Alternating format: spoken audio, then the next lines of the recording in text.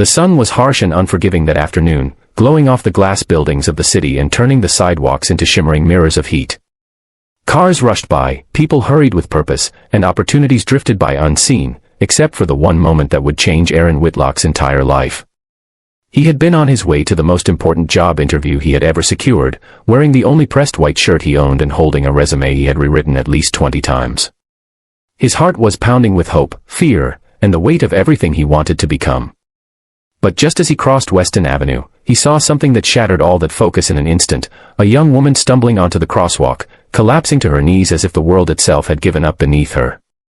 Her long blonde hair fell into her face, her red dress catching the sunlight as she struggled to breathe. People walked past her as if she were invisible, their eyes fixed on their own lives. Aaron stopped mid-stride, his decision made in the space of a heartbeat. If you believe kindness still matters, if you believe second chances come to those who choose what's right, then make sure to like, comment, share, and subscribe to Kindness Corner. And before the story continues, tell us in the comments where you're watching from. Your place might appear in a future story. Aaron rushed to the girl's side. Her name, he learned later, was Harper Lane. But in that moment, she was simply a terrified young woman struggling to stay conscious. He lifted her gently, helping her to her feet, noticing how her pale hands trembled as she tried to steady herself.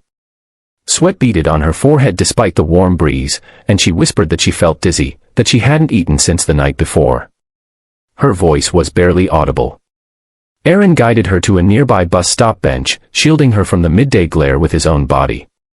He offered her his water bottle, helped her breathe, and waited until her strength slowly returned. 10 minutes passed. Then 15.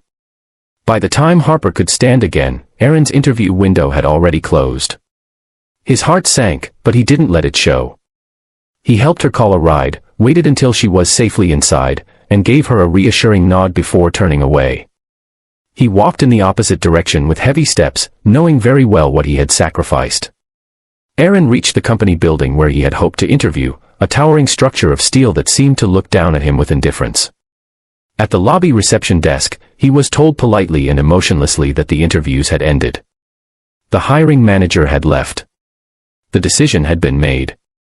He stood there, feeling the air knocked out of him, not by the heat, not by the long walk, but by the heavy, sinking realization that kindness had cost him a chance at changing his life. The receptionist's expression softened when she saw his disappointment, but rules were rules.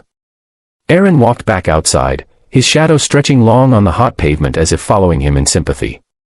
For the next week, Aaron returned to his routine of small part-time jobs, delivering packages, cleaning a storage facility at dawn, and sorting inventory in a dusty warehouse. He never mentioned to anyone what had happened.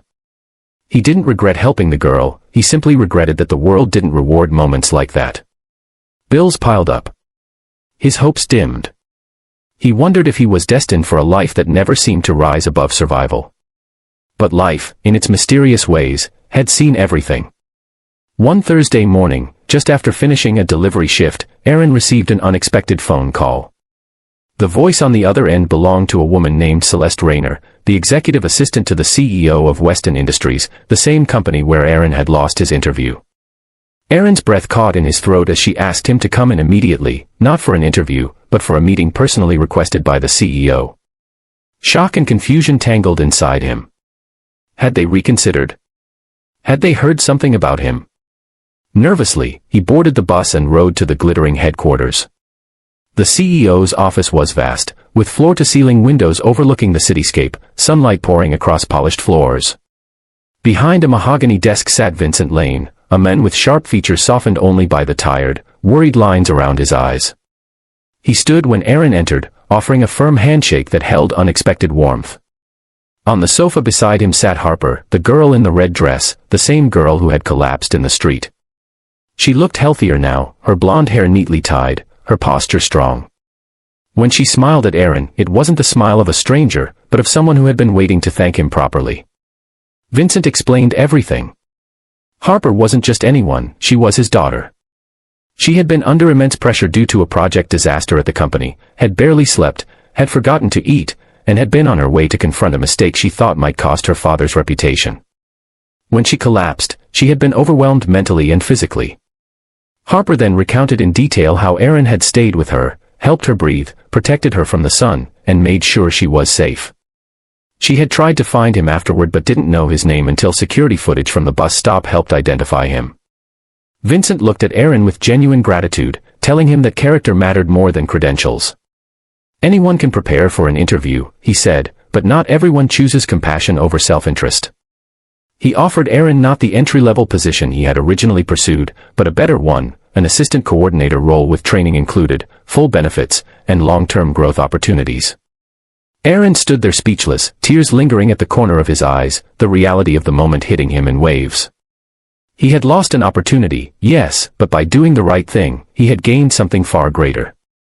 As you read this, if the story has touched your heart even a little, please don't forget to like, comment, share, and subscribe.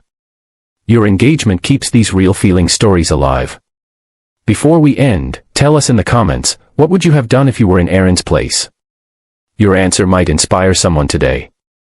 And so, Aaron began a new chapter, one born not from ambition alone, but from kindness, courage, and a split-second choice that revealed who he truly was.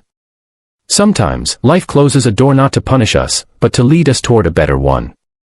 And sometimes, the goodness we show in our quietest moments becomes the very reason our destiny changes.